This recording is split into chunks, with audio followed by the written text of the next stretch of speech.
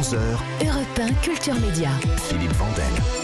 Et là c'est maintenant, on est en direct, il est 10h13. Bonjour Anthony Cavana. Bonjour Philippe, ça fait longtemps, je suis content de vous voir. Pareil, humoriste, comédien, showman, présentateur télé, même danseur canadien, québécois. Vous êtes également présentateur télé des grosses machines comme les Energy Music Awards, c'est en France. Et votre actu, c'est ce nouveau spectacle qui s'appelle Happy, c'est au Théâtre de la Gaîté Montparnasse. Je vais donner les dates, je les redirai en fin d'émission si vous n'avez pas eu le temps de les noter. Du mercredi au samedi à 19h, c'est jusqu'au 2 juillet. Vous dites qu'à chaque spectacle... Et je joue dimanche cette semaine. Cette semaine, je joue dimanche. À chaque spectacle, dites-vous, vous lancez un défi. C'était quoi cette fois, le défi ?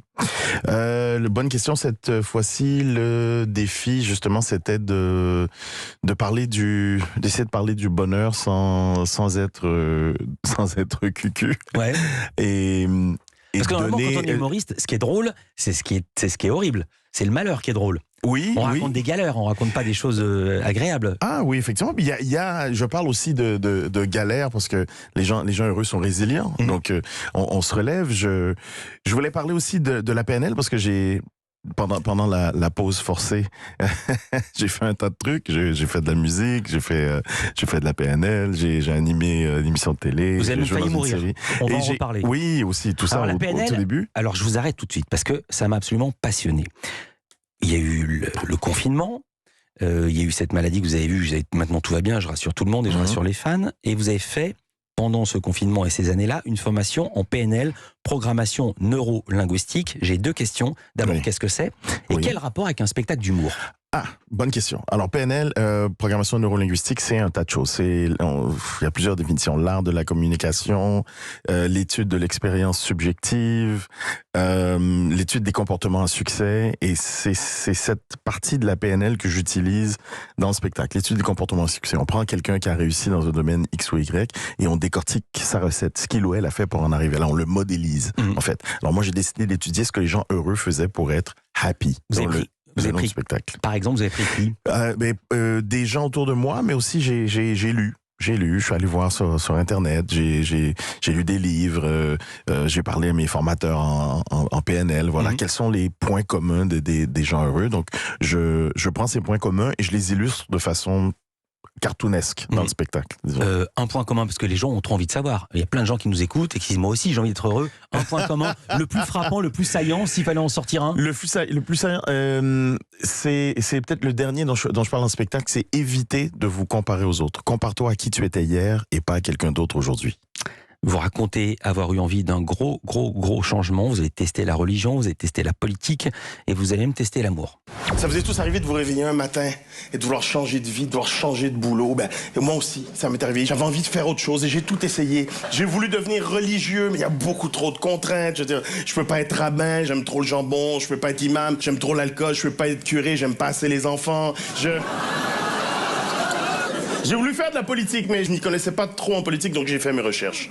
Je suis allé voir à gauche. Ils m'ont dit, vous avez le sens des réalités. Je suis allé voir à droite. Ils m'ont dit, vous avez le sens des affaires. Je suis allé voir à l'extrême droite. Ils m'ont dit, vous avez le sens de l'humour.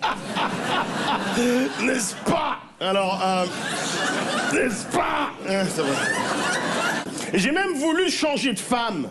Et là, ma femme m'a dit, je te préviens, si on se sépare, je vais demander la garde exclusive des enfants. J'ai dit, ah ouais, tu fais vraiment tout pour que je te quitte. Ça, c'était le petit lien avec Benjamin Muller, qui écrivait devenir papa pour les nuls. On s'est croisés à l'extérieur du studio. Oui. Vous dites, j'ai plus envie de simplement faire rire pour faire rire, ça veut dire quoi ? Mais parce que depuis le spectacle précédent où j'amorçais ce virage-là, le spectacle précédent qui s'appelait Showman, vous savez, ça va faire 33 ans cet été que je fais ce métier. 23 ans en France, mais si je rajoute les 10 ans au Québec. Donc j'ai envie de transmettre. J'ai appris que pour garder la passion pour ce métier, ma technique à moi, donc c'était d'apprendre des choses nouvelles et de les transmettre. Donc voilà, donc j'ai appris la PNL, j'ai décidé de transmettre. Je voulais en faire un peu plus dans le spectacle à l'origine. Je voulais donner des trucs pour que les gens puissent gérer leurs émotions, mais on a réalisé que ça faisait conférence. Donc j'ai écrit une conférence carrément, et puis j'ai écrit ce show-là qui est pas conférence du tout, mais qui est voilà. Est-ce que vous êtes passé dans le politiquement correct ? Non. Parce que là, il attaque la religion juive sur l'interdiction de la viande de porc, la religion musulmane sur l'absence d'alcool, et le tacle, c'est sur l'église et la pédophilie. Oui, mais non, je suis pas politiquement correct du tout. Non. Ce En spectacle-là, général, c'est il ça n'est le pas. politiquement correct. Quand on Oui. attaque une religion, c'est la religion catholique, jamais une autre. Oui, non, mais là, tout le monde. Je suis pas dans l'attaque dans ce show-là. Mais je fais une vanne ou deux sur les juifs, une vanne ou deux sur les musulmans. Mais c'est pas. Le thème, c'est le bonheur. Le thème, c'est le bonheur. C'est pas un spectacle méchant. Vous n'avez pas écrit ce spectacle seul avec Sacha Judasco, qui est-il, pour le situer? Il est juif, lui aussi. Voilà. Oui. C'était pas le sens de ma question. Non, je veux dire qu'il a des références. Sacha, c'est la première fois qu'on travaille ensemble, Sacha et moi, et ça a été un pur bonheur, vraiment. Je cite parce qu'il travaille il a travaillé avec Kev Adams, avec Gad Elmaleh. Avec Gad Elmaleh. Ah oui, il a écrit plein de pièces à succès, des comédies à succès. C'est un mec extraordinaire avec qui ça a été que du bonheur. On a écrit le spectacle par Zoom. J'étais à Montréal, il était là pendant le confinement, et puis comme les théâtres étaient fermés, on a écrit 4 heures de show. J'ai commencé le spectacle, j'avais 4 heures de matériel. Oui, j'arrête.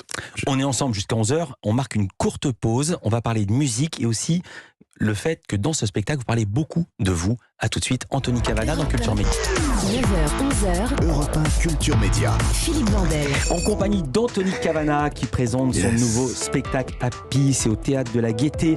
C'est du mercredi au samedi, mais c'est aussi ce dimanche. Ce dimanche. On va voir si... J'aime pas jouer les dimanches d'habitude, donc on fait un test. 19h ou dimanche horaire matinée? 19h aussi. 19h. Alors, vous parlez beaucoup de vous dans ce spectacle, vous racontez le rapport de vos proches à votre célébrité et vous êtes assez cruel envers vous-même. C'est aussi ça qui est drôle. C'était un des défis. Vous m'avez demandé, dans ce spectacle, je me défonce. Il y a énormément d'autodérision. Exactement. Là, c'est au cours d'une discussion avec votre épouse. Extrait. Chérie, est-ce que tu serais avec moi si j'étais pas une star, franchement? Mais Anthony, t'es plus une star.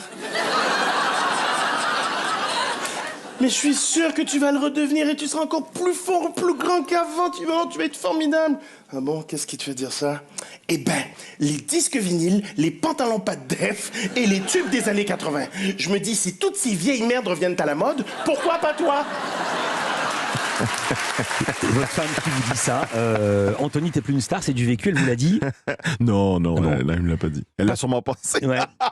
Papier sur vous, dans Paris Match, le 22 mai, lui qui présentait les Energy Music Awards devant des millions de téléspectateurs qui côtoyaient, j'y arrive, Jennifer Lopez comme les Black Eyed Peas, il se retrouve là, non loin de la case départ, le revoilà presque anonyme, redécouvrant Paris.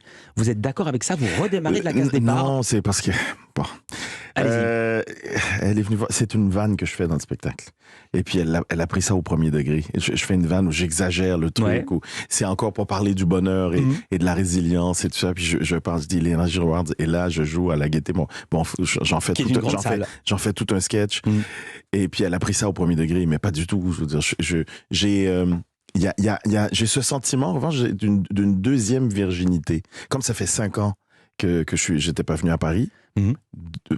Tout est comment dire, tout est nouveau, mais avec l'expérience en plus. J'ai compris. Redécouvert. Et j'ai beaucoup de distance, j'ai beaucoup de... Voilà. Il faut raconter ce qui vous est arrivé il y a 5 ans. Vous dites avoir vu la mort de près. Vous étiez en tournée à Haïti et la veille d'un show, racontez-le. J'étais en Nouvelle-Calédonie. C'était l'avant-dernière date de ma tournée en Nouvelle-Calédonie et j'ai fait une triple embolie, un infarctus pulmonaire. Qu'est-ce que c'est un infarctus pulmonaire? Eh ben justement, c'est quand des caillots de sang bouchent les artères et dans mon cas, c'était les voies respiratoires et puis ça bloque tout et on n'arrive plus à respirer. Mais là, on est dans l'urgence. Je vais citer ce que j'ai lu dans la presse. Juste avant de partir en Nouvelle-Calédonie, j'ai fait une bursite septique, une infection de la peau, un streptocoque. On m'a soulagé avec de la morphine, racontez-vous. J'ai porté un cathéter jusqu'à la veille de mon départ. 33 heures de vol. J'arrive à l'hôtel en Nouvelle-Calédonie. J'étais tellement défoncé de fatigue que je me fais masser. La kiné me déloge un caillot de sang au poumon formé à cause du retrait du cathéter. Cette manipulation a permis de me sauver. J'ai quand même eu un infarctus du poumon à 2 reprises. Je me suis senti partir. Oui. C'était Et là, ça change votre vie. Et ça change la vie. Ça fait, ok, bon, stop, déjà. Parce que je faisais 2 semaines de show en Europe, 2 semaines de show au Canada. Donc j'ai dit, on va arrêter, on va faire un territoire à la fois, on va arrêter de faire ça. Et puis j'ai décidé justement d'écrire une bucket list, de dire voilà, j'ai envie de faire des trucs. J'allais vous demander ça, parce que j'ai eu dans les papiers, mais je sais pas ce qu'est une bucket list. C'est quoi? C'est la liste de mes envies? C'est la liste de mes envies, la liste des choses qu'on veut faire avant de mourir. Ouais. Donc j'ai fait, ok, tac, premier truc, musique. Ouais. Premier truc, j'ai dit, ça fait 30 ans que tu veux faire de la musique, ça fait 30 ans que tu repousses. Donc tu fais ton truc comme tu veux le faire. Je l'ai fait moi, avec mon argent, j'ai engagé l'équipe, j'ai fait ce que j'avais envie de faire, je voulais chanter en anglais. Et puis, oui. Vous savez quoi? On va l'entendre la musique dans une autre partie tout à l'heure, parce que Parfait. Culture Média, vous êtes avec nous jusqu'à 11h.